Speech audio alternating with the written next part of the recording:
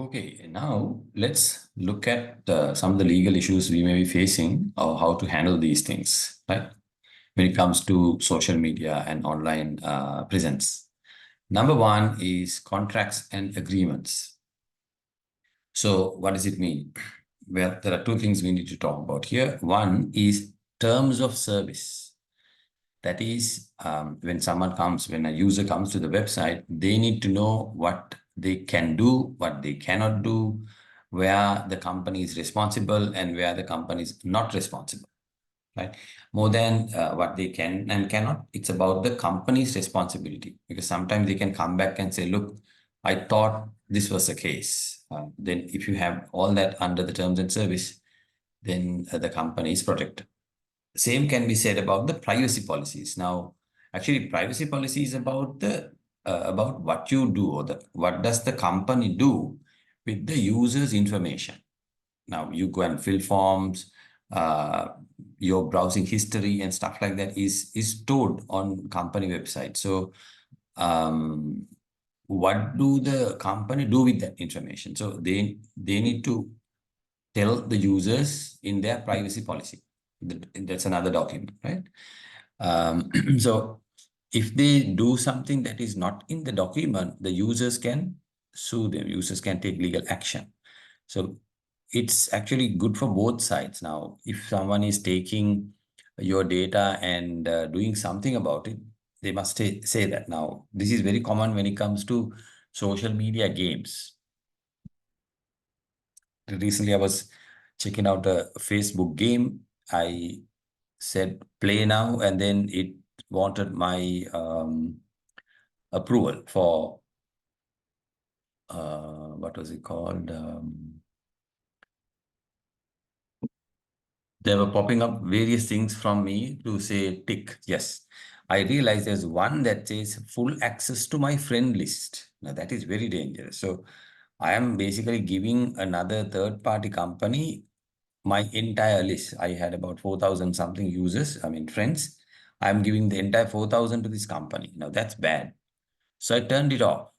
So many people don't read the detail. They just say yes, right? So, but the privacy policy must say that you will have full access to whatever the areas. So, and also there are other legal entities. Now, for example, if you take GDPR, which is a European Act on Data Protection, it's very detailed about what you can do and what you cannot do. Same can be said for the US consumers. There is one called California Consumer Privacy Act.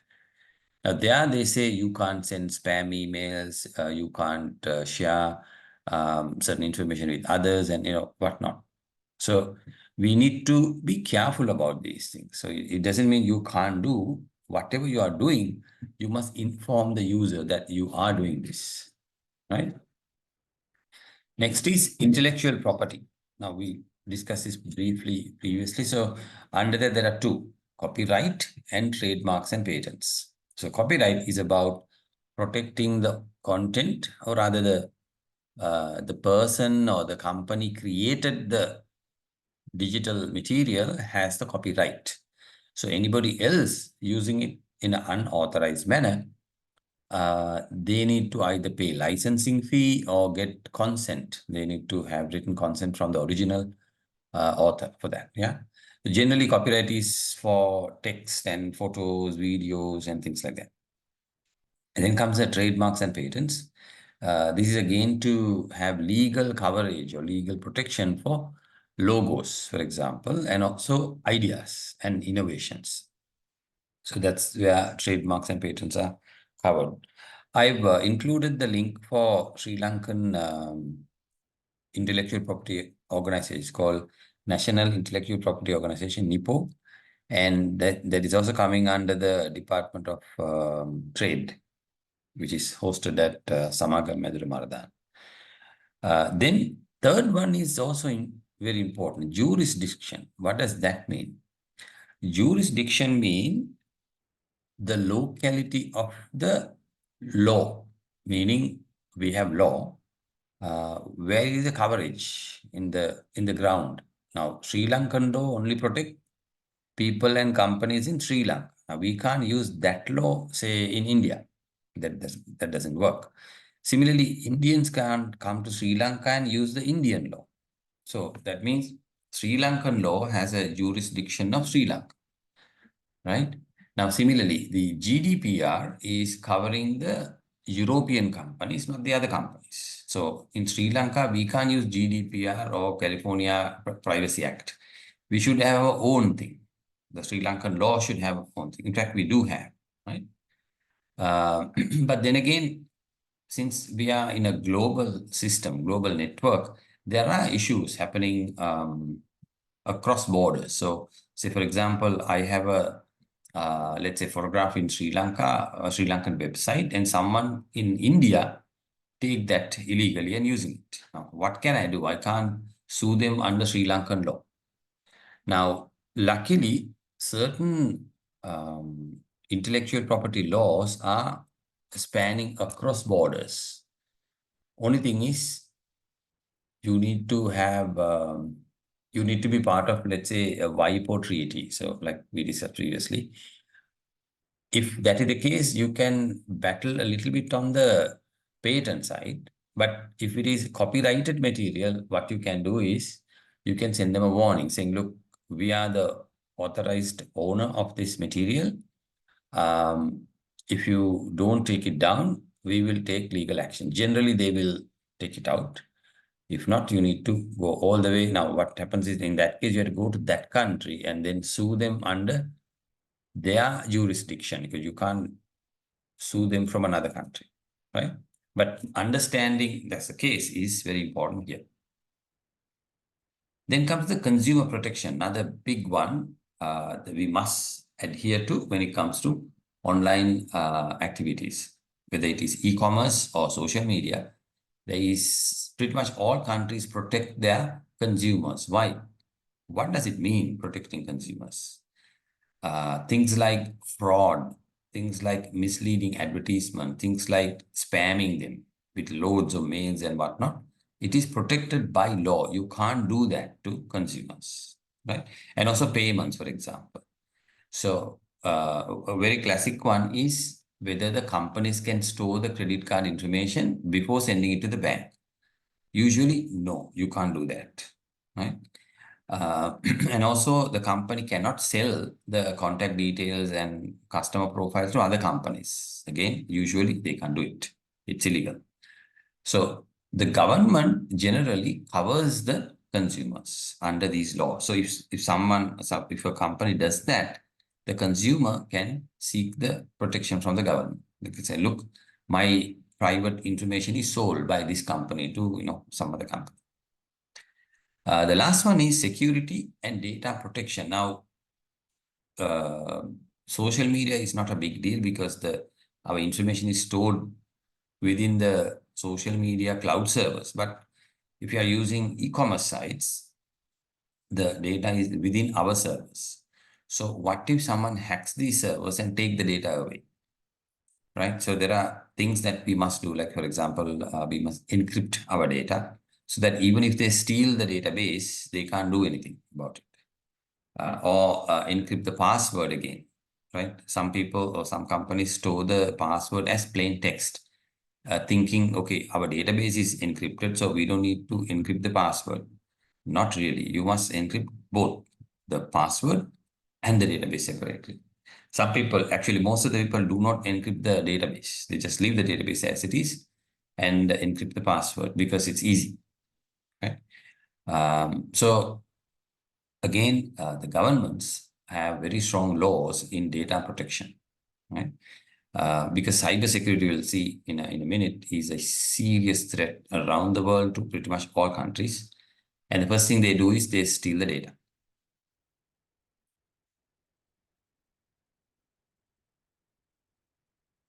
Right. Now, there are also a certain, we call it fair information practice, right?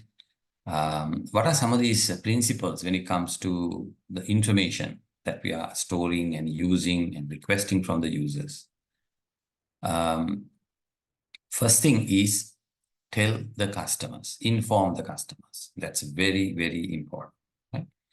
So sites must disclose their information practices before collecting data. So if you're collecting any information, like if you have a form, whether it is a social media or e-commerce, you are capturing information, you must tell customers through a disclosure.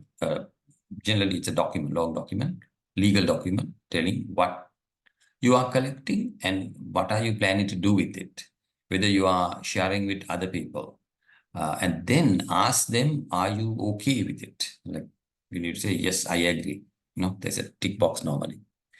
And if they don't agree, what are you doing? That's called consequences of refusal. If they say, no, I don't like this, so I will not give it, what do you do? Right? Uh, so the second one that says consent or choice, there must be a choice regime in place allowing consumers to choose how their information will be used for secondary purposes other than supporting the transaction. What do you mean by secondary purpose? Let's say I want to buy something. Obviously, I had put my address, my name, phone number, and my credit card information. That is primary purpose, isn't it? Buying it. Secondary purpose is where they will be using this information with other third parties. So they may give this information to others, or they might use that information to find out my preferences and stuff like that. So if they are doing so, they must inform, the company must inform, right? Opt-in, opt-out means I should be able to agree, I should be able to remove later also. Now, for example, when you sign up for a newsletter, you have your email address. And after a while, if you notice they are sending too many emails to us and they look like spam, you should be able to go out and say, unsubscribe me, remove me from there, right?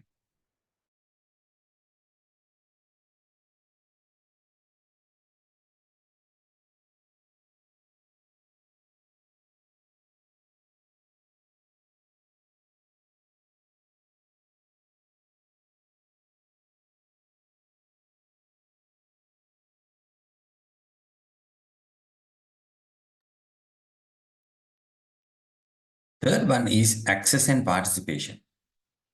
So if you are asking for permission, they should be able to have a choice.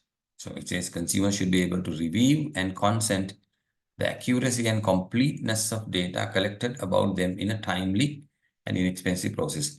Now, this means we may be collecting information, say email address or phone number or something.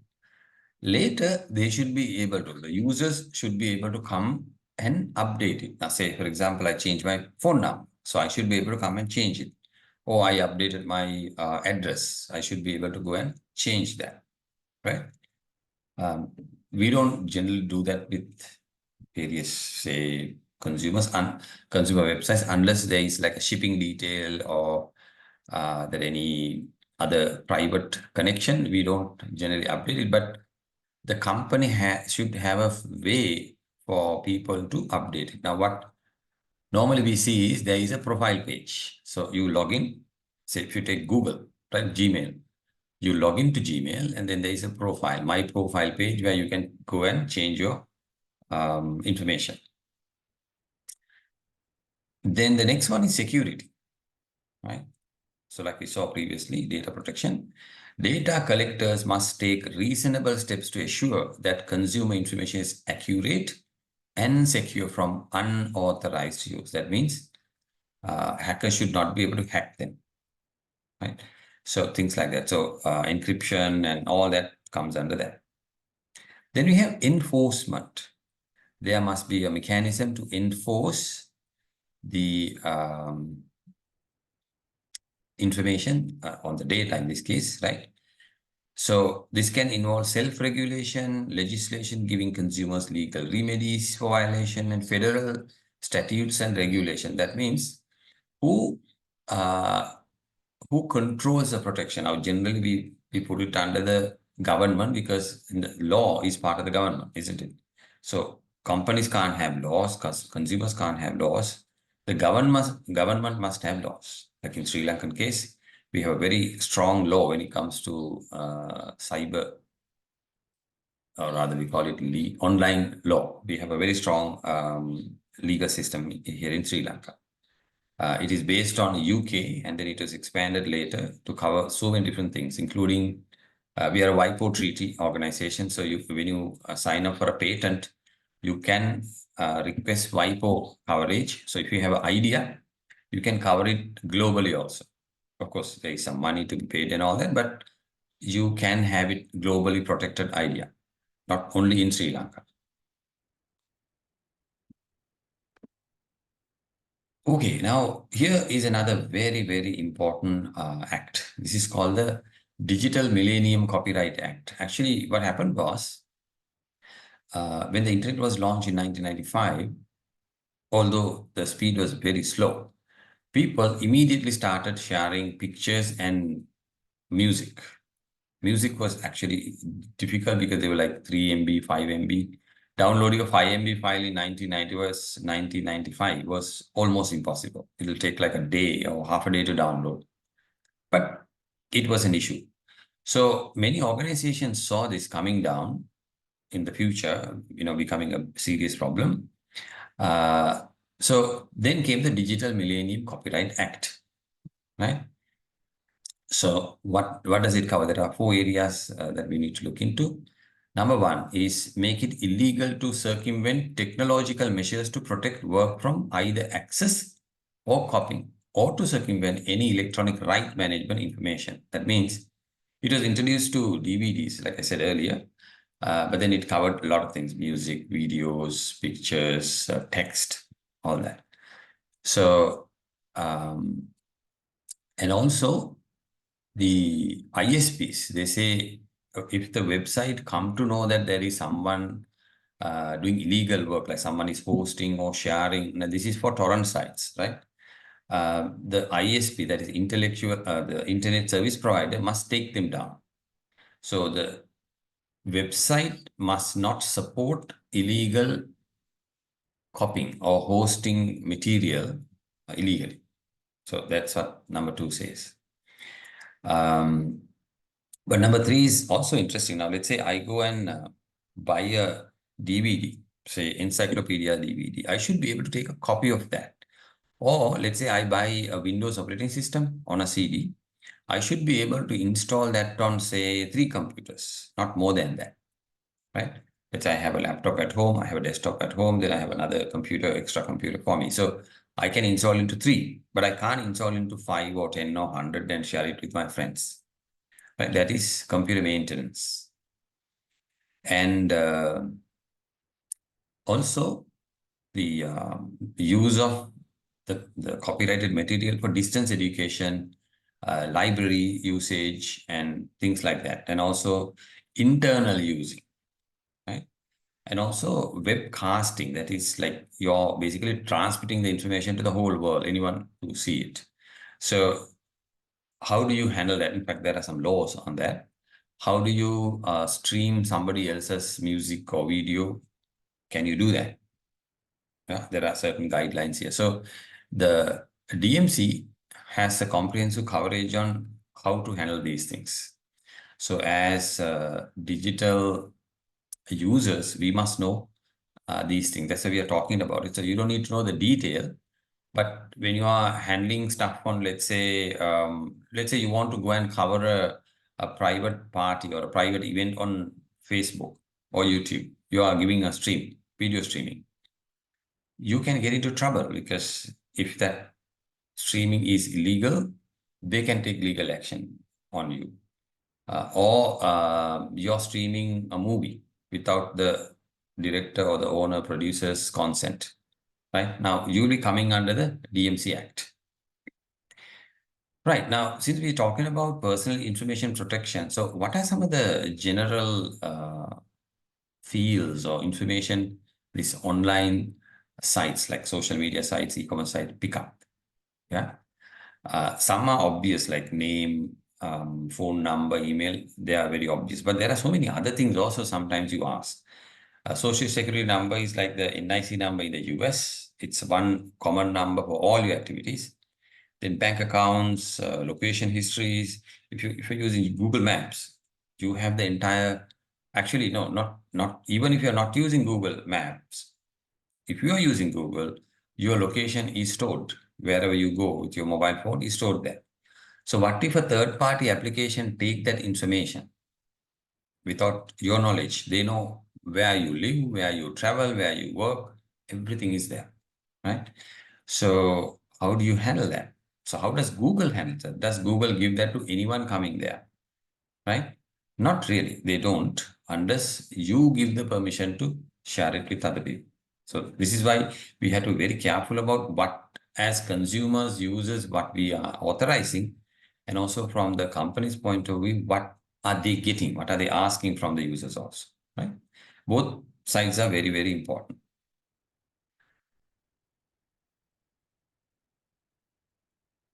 Right. Now, here's another interesting one. So we spoke about the importance of privacy policies, right? Now, how do you know whether the privacy policy is good, whether it is suitable? Here are some pointers, a criteria to check whether the privacy policy is good, right? Number one, can the privacy policy be easily found? So what does it mean? So you go to a website, can you find the privacy policy? What about the location? Where is it? Do you go to About Us? Do you go to other places? I think let's look at an example.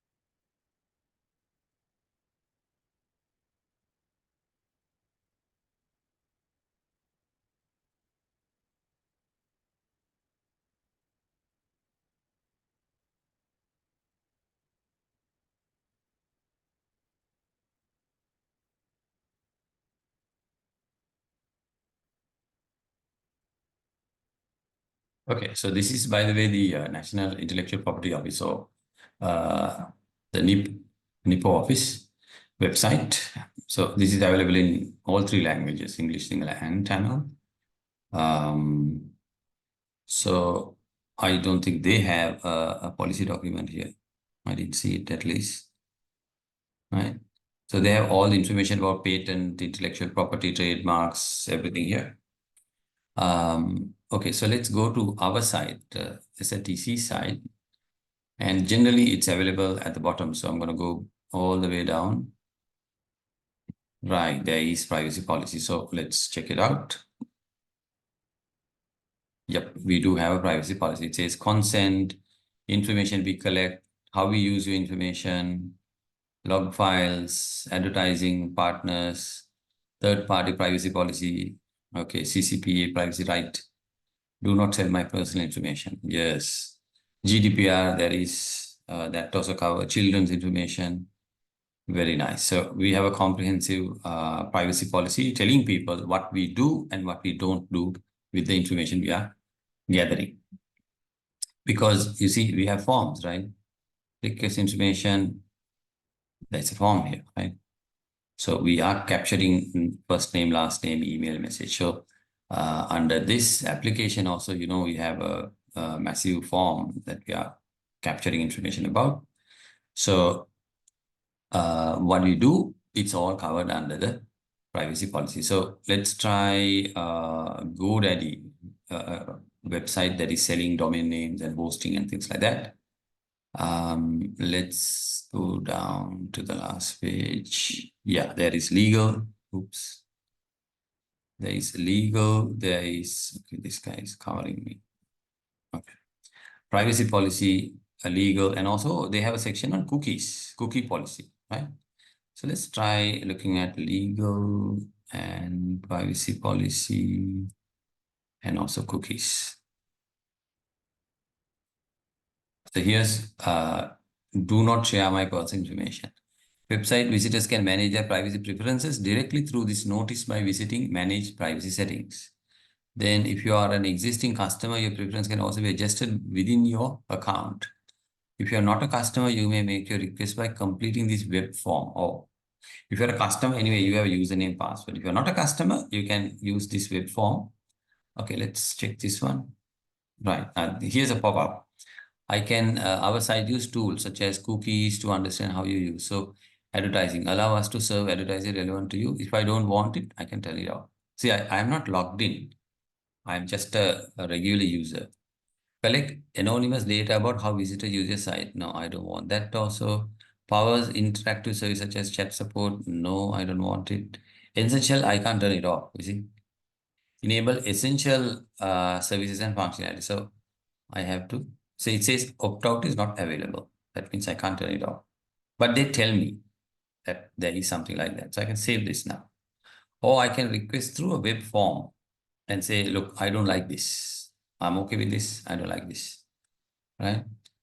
Oh, form is not available.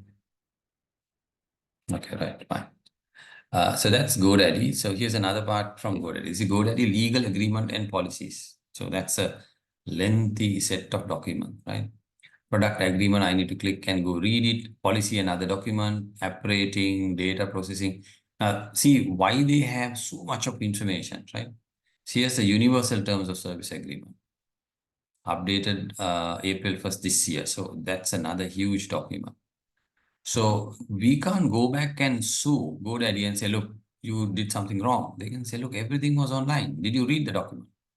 My God, I don't think we can, read all these documents. These are all legal stuff. Yeah, but they are covered. So you can't sue them easily. This is a global privacy notice, right? Covering the whole world, not just America. That's another lengthy document as well. Here's another company, A2 Hosting. They are a web hosting company. Let's see what they have here.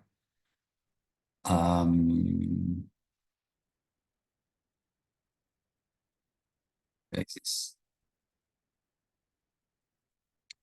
Oh yeah, it's okay. First button, I have to accept the cookies. I consent. Then I can see terms of service, privacy policy. They also have other things like money back guarantee, uptime commitment, all that. Yeah, let's look at the terms of service. Again, this one, they have links to all that. See, it's a huge, very lengthy document. Very, very lengthy document. My gosh. Let's look at the privacy policy. Yeah, that's also part of the same thing. Parties, purpose, acceptance, changes. So it's another comprehensive, lengthy document. Right. So I just wanted to show you some sample of these documents.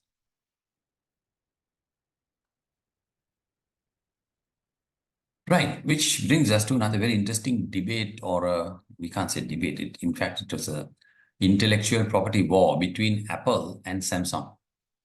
The funny thing is, in fact, some of the components inside Apple phone, iPhone, are manufactured by Samsung.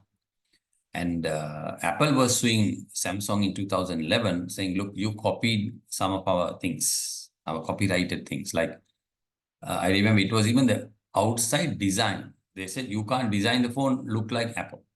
Even that they had a trouble, right?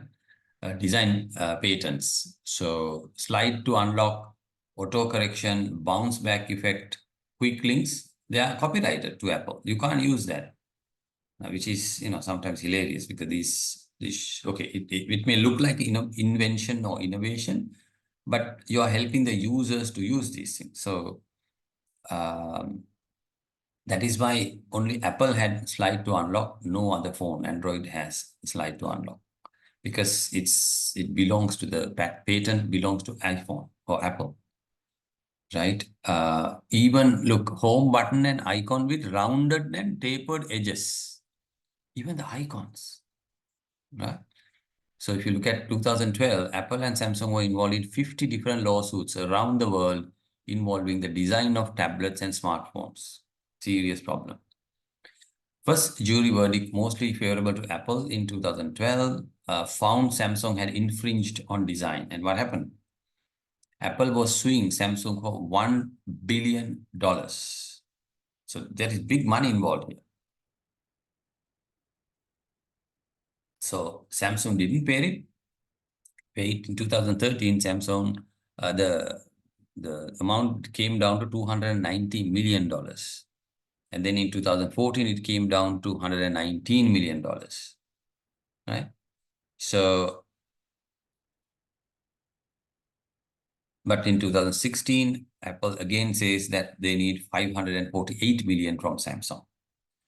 I don't know what happened afterward. I remember at one point, Samsung was suing Apple on Apple breaking certain patents and stuff like that. So I just want to show you, because this patent battle is massive and there are a lot of money involved and big companies are involved as well. So recently, I think it was this year, European Union took a stand on iPhone saying you must have the USB-C port for charging, nothing else, right? I think in a way it's a good decision, so that all phones now have USB-C only. You don't need any special cable to charge any phone. Here's an interesting set of cases. If you are interesting, can go and look at, right? These are trademark law cases that happened from 2001 onwards. If you look at the first one, Gallo and Winery and Spiderwebs, right? So this happened in 2001. Registering domain names similar or identical to trademarks of other extort profit from legitimate holders. So it is like, some company registering a domain name similar to, someone say we have sltc.ac.lk. Well, nowadays we don't care. Now, if someone registers stlc at ac.lk and try to offer the same education, then we have a little issue there, isn't it? Because they look the same, they are in the same trade. So it's like you're tricking customers. So that's called cyber squatting. Now, there is a case happened in 2001 and 2002, which we can use as a reference to, look at what happened or what we can do about it. So there are a few things like that: cyber piracy, meta tagging, keywording, linking, framing. So each one, these are technical things, but there are legal action taken by government around the world. So these are interesting cases. Framing is like you're using iframe tag in HTML and putting other people's content inside your page as if it's your content. It's actually like stealing, right? It's illegal. So there is a case in 2000, when is this? No, I don't see the year. The Washington Post and Total News. So Washington Post is a globally renowned news publisher. Total News may be a small-time company. They are using Washington Post news as if they are their news, right? And then they were brought down. Right. Now, talking of copyright, we also need to understand some of the other things that can be done with copyright. So three things are there when it comes to copyright. Copyright is one, then there is something called public domain, and there is also another one called fair use. Now, the copyrighted material is actually belongs to the person or the company who created it. But having said that, people can use it for commenting, criticism, or reporting, or researching, teaching, or any other business where they don't make money from that. Remember, they do not make money. That's why I said cannot sell. You can't make money. Then it's okay. You can use copyrighted material for things like this, but you cannot make money. And the second one is called public domain. Now, what does that mean? In the US, they say anything published before 1923 is public domain and free to use. There is no copyright. Idea is anyone who individuals invented anything before 1923 is already dead. So they've already made their money. So let it, open for the public to use. And now in some places it says 50 years, right? After the original author created it, 50 years, it becomes public domain in some places. So under the same scene, we see three different things happening or rather famous online. One, traditional copyright. Now, how do I know it is copyrighted? If you look at my slide down here, you see 2020, then there's a letter C inside bracket and my name there. That means this slide is copyrighted to me starting from 2020 onwards. Now we are in 2024 today. It means I created these slides in 2020 and from that day onward, these belongs to me. So others cannot copy my slides because I am the author, right? So I have put C there, that is traditional copyright. Number two, it's called Creative Commons. I can also allow other people to copy without permission, but then I can also bring in certain restrictions. We will see what they mean. And the third one, of course, is PD. These are icons you will see online under whether it is social media or other places, so that we know whether it is okay to copy, not okay to copy, or is it free. So these are the icons under Creative Commons. First one is a person inside a circle called attribution. Attribution means you have to mention the author if you are using other people's material. Second one is a dollar sign with a cross sign. That means you can't sell, non-commercial, that is. And the third one is no derivative works. That means you cannot change it. You have to use it as it is. And the fourth one is share alike. That means you can do whatever you want, but you need to share it. If you change it, you have to share it, right? Here's an example to understand these matters. Now, this is from a photographer, right? Roger Andrews, taken the photograph of a bird on April 6, 2008 using a DSLR A700. And he says, okay, look at this. There are three. This is Creative Commons license, but there are three things. You must mention the author, who is Roger Andrews, and then you can't sell it and you can't modify it. Three things are here. So if you're using this photograph, no problem, but you must say from where you took it, and also you can't modify the picture. Right, now comes the last piece here. So online crime, terrorism, and warfare. Now, what does that mean? Now, social media is also responsible in some places, even in Sri Lanka, right, for online crime, isn't it? If you remember a few years ago, we had certain issues happening where one or two people started sharing some things on Facebook, and then that started a hate crime in Sri Lanka. It became serious problem. And also during certain anti-government protest, government wanted to control the sharing of information online. So that became an issue for the government. So they can't stop that because government has laws that says cannot stop. So what they do is they slow down by jamming the internet connection and stuff like that, right?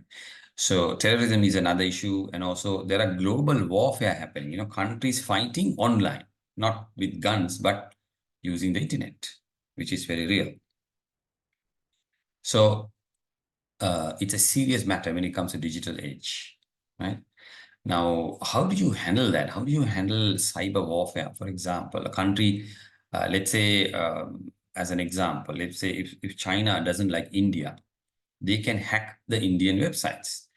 Or if China want to steal technology know-how about how to create missiles and jet fighters and all that, or even silicon chips, they can hack American computers and steal that. In fact, America is telling that they are stealing our information and they are building cheap things like phones, cars, and rockets and all that by stealing our information from our computers, right? So how do you combat these digital threats? Right. So there are a few things we need to look at. One is cybercrime. What is cybercrime? Illegal activities conducted via the internet or other computer networks, like selling things, hacking other people. So in fact, if you look at the types, there is phishing. Phishing is where you're sending deceptive email, or say, for example, you're getting an email saying, look, your say bank, it looks like the email is coming from a bank. They say, we have upgraded our system. Please log in and check your account. And then there's a link. You click it, you will be taken into a website looking just like the bank. It looks just like the bank. So you think it's a bank website, legitimate site. Okay. So, but then when you type the information, they are stealing your information. Your username, password to the bank account is gone. And then identity theft. That is, after they steal the personal information, they can act like you. If you use the same account information for your Gmail or Facebook or something, they'll take over your Facebook account. During the past few months, taking over Facebook account was very, very famous. People send all sorts of links. You click it, and then you're gone. And then they post information to your friends saying, you're either stuck in an airport, you want money, or then they may be advertising something. So that is identity theft. Hacking, you know what it is, unauthorized access to computer systems. Ransomware is also very real and very dangerous. Ransomware happens when you install software, right? Especially hacked software, cracked software from torrents, and then they take over your computer. They most of the dangerous ransomware, they basically encrypt your entire computer, and then they'll ask for money. Say, look, your information is with us. Give us the money to get it back. And then there are online fraud like fake accounts, fake products. This is happening even in Sri Lanka with the Facebook Marketplace. You see lots of beautiful pictures, and then they ask you to deposit the money. And then either you get the wrong product or you don't get anything at all. So these are called scams. So when these things happen, you get hit by multiple places, right? If you pay in advance, then it's a financial impact. If they steal your personal identification thing, then it becomes another identity theft kind of thing. So how do you handle this? How do you sort of protect it? Right. From a company's point of view, we can look at things like firewalls, encryption, antivirus software, stuff like that. Yeah. Next up, we have cyber terrorism. Now, what does that mean? The use of internet to conduct terrorist activities, including attacks on information systems. Right? Even hacking is sort of a terrorist activity if you're hacking a government site and whatnot. So there we have DDoS attacks, that is distributed denial of service attacks, where you overload the server, somebody's server, so that legitimate customers cannot access them, right? Or critical infrastructure attacks. Now, some time ago, the Iranian nuclear research or the factory computers were attacked through a special virus built by, they say, Israel. So they built a virus that only attacks the Iranian nuclear factories. So very smart virus. It sort of goes to the right place and then attack those computers. And then terrorist propaganda and recruitment. Now, this is also very famous. They say you might get an invitation from a WhatsApp group, or there are other Facebook groups where if you join, then they sort of invite you to their propaganda, their groups, right? In fact, it's easy also. I mean, there are so many other encrypted systems, like not like the messenger. There are other systems where even the government can't trace, right? Then there is financing terrorism, people sending money to these terrorist groups. They happen through cryptocurrencies because you can't track the money. And then donations, stuff like that. They can, let's say, ask money to legitimate looking like company, but then the money may be going through terrorist activities. So how does the government handle these things? Counter-attack, we call it. So the government also need a very smart, sophisticated team to attack this, isn't it? Then only government can attack. So if the government doesn't have people who can protect the government information, then we have as a country, we have a serious problem. So, and also they can't do this alone. They also need international cooperation. Now, US government, for example, is very strong when it comes to torrents. They go to many lengths. They go to even other countries to catch the thieves who are, for example, sharing US software, right? Because it's the money that is coming to the US government, other people are stealing. So they will actively participate. For example, Pirate Bay. I don't remember which country it was hosted, maybe Australia or something. So US government worked with the Australian government to bring it down. And they were able to even catch the person running the system as well. Cyber warfare is another serious threat for governments. The use of digital attacks by nations to disrupt the activities or infrastructure of other nations. So there is espionage, there is sabotage, then there is propaganda. Espionage is stealing sensitive government information. Sabotage is disrupting critical systems like energy or communication platforms and all that. So let's say, for example, if someone can hack Sri Lankan telecommunication system and bring it down, no one in this country will be able to communicate anything, right? It is possible because most of these things go through servers. So if you can attack these servers, then the whole thing comes down. So how does the government protect these things? Propaganda is spreading misinformation to influence public opinion. Now, if you look at Brexit, that is Britain coming out of the European Union and also US government election, a lot of things were modified or influenced through social media, especially Facebook, right? So they spread misinformation to the public and they got the voting. So some say even Sri Lanka, they were very strong, changing people's opinion through social media, right? There are companies specialized in doing that, changing your opinion using social media. So there are lots of different things happening under the cyber warfare. Right, which brings us to another very interesting aspect here, ethical issues. What do you mean by ethics? I shared a very interesting TEDx video on LMS. Please have a look at that, where I talk about, or actually that video talks about what is ethics in the digital era, why it is very, very important, right? Ethics is about doing the right thing. Now, the question is right for who? Is it right for me, right for my friend, right for the government, right for the general public? Yeah, so you need to have a very clear mind about what is right, because there may be more than one scenario. There is no one right way. Okay. So for this to work, you need to have the governance, that is not government, governance, how things are run. Then public safety and welfare, that is coming from the government and the culture and the society. And then the information right, as in who has the right for what, and also property right, like the ownership of things and whatnot.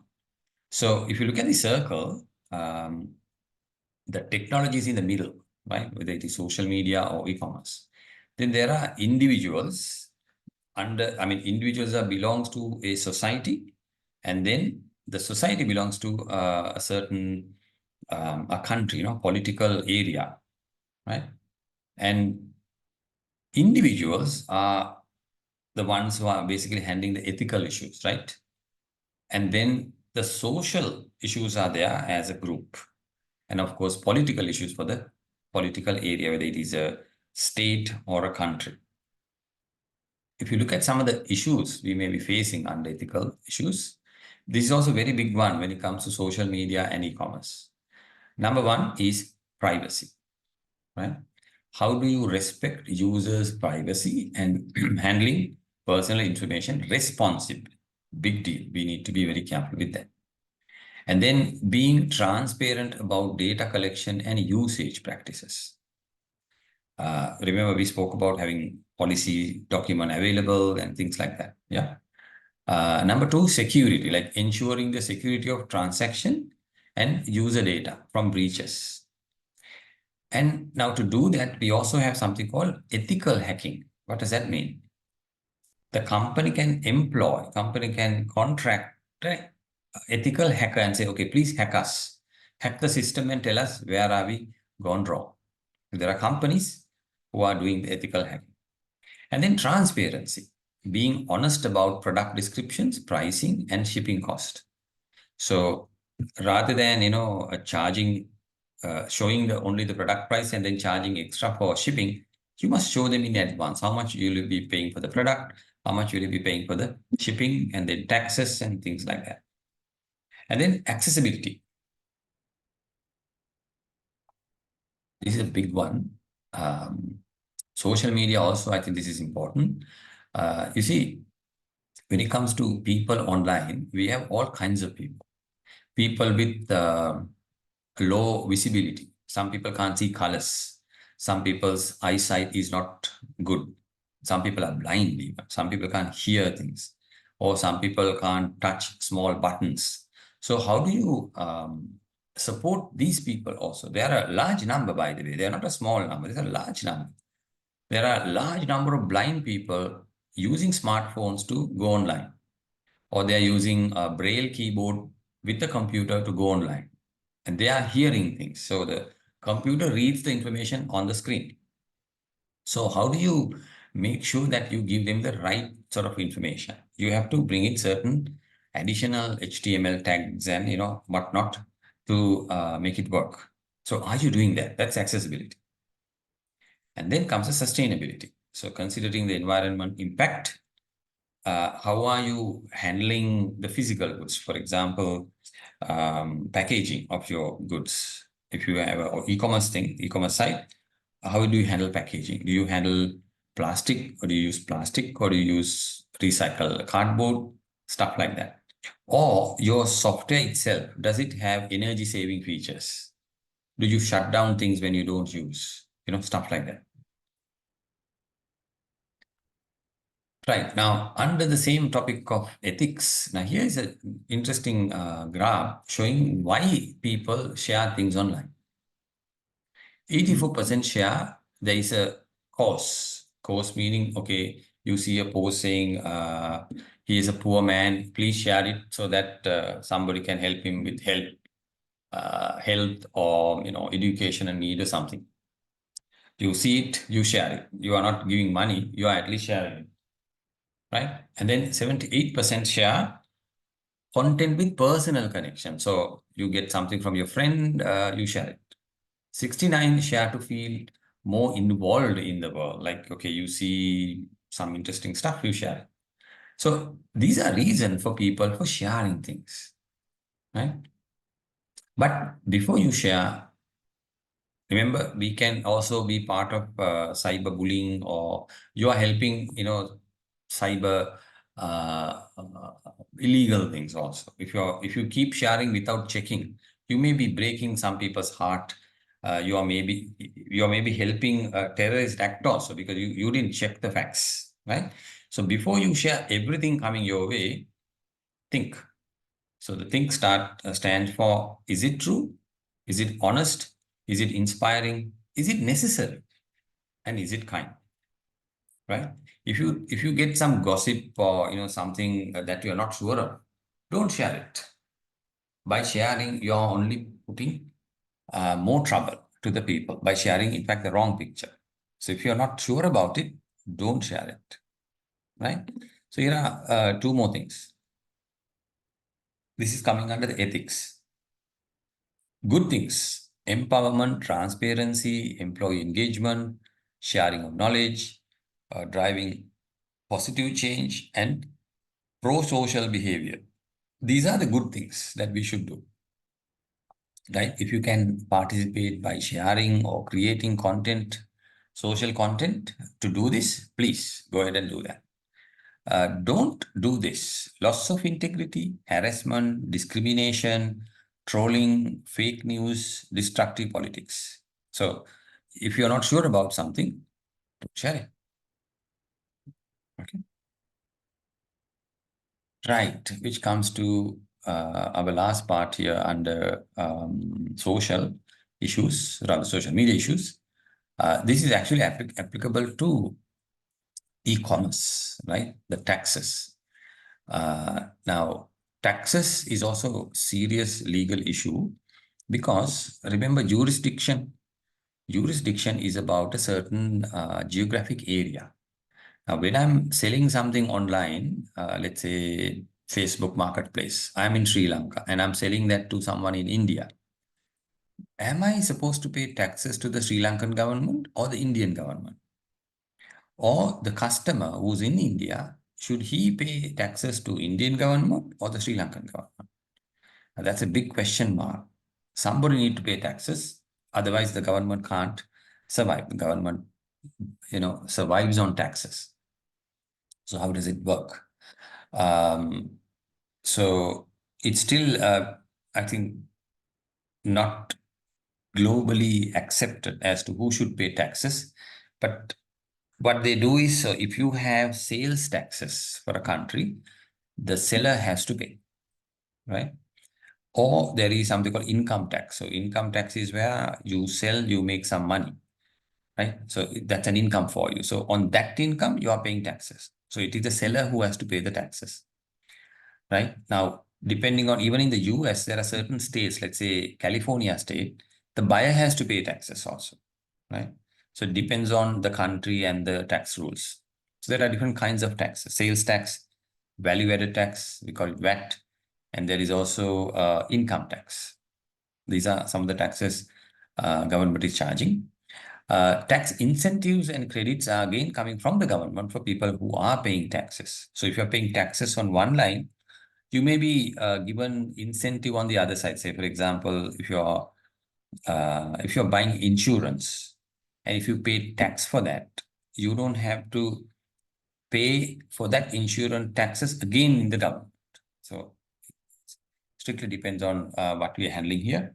Now, our concern here is mostly to do with social media and transaction happening on the internet, right? Now, we also have another part happening on the social media and the internet, that is digital goods.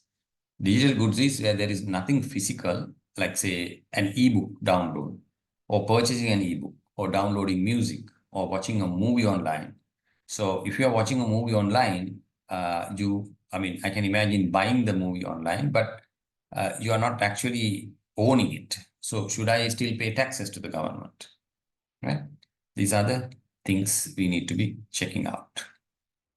Right, which brings us to the issues for managers. What are the issues as managers we face? Identify the dimensions of e-commerce, like ethical, political, social issues, and how they sort of change the way we understand social media.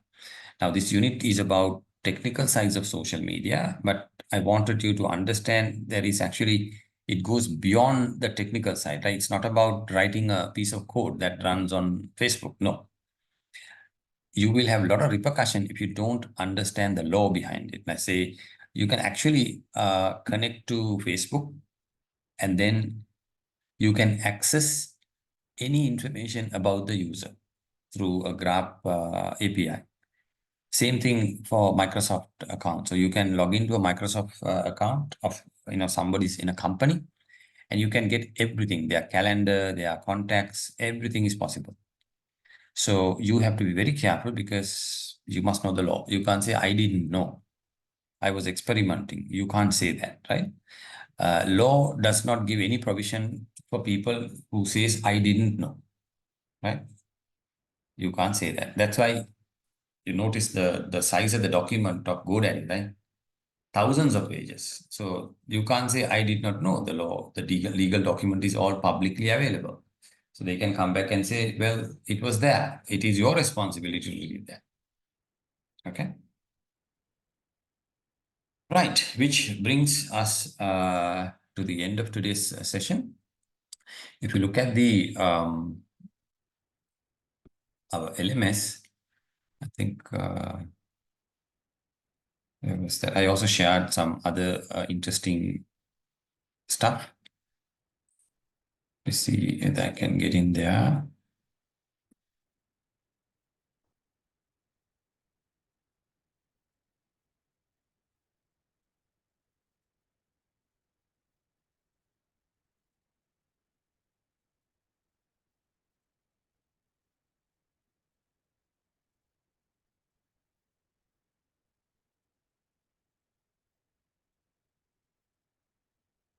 Right, so if you go to lesson 5, yeah, legal, ethical, and tax issues. So the recorded lesson will be here. Presentation is also available, the one I did today. Then there are a couple of other stuff I'm adding. I might add more later, but have a look at it. So there is a funny one on things you can and cannot do or shouldn't do on Facebook, right? Beautiful video. Then this is the TEDx video I was talking about, digital ethics and the future of human in a connected world. And then this is the NIPO website. You can have a look at it. All right. I'll see you next time.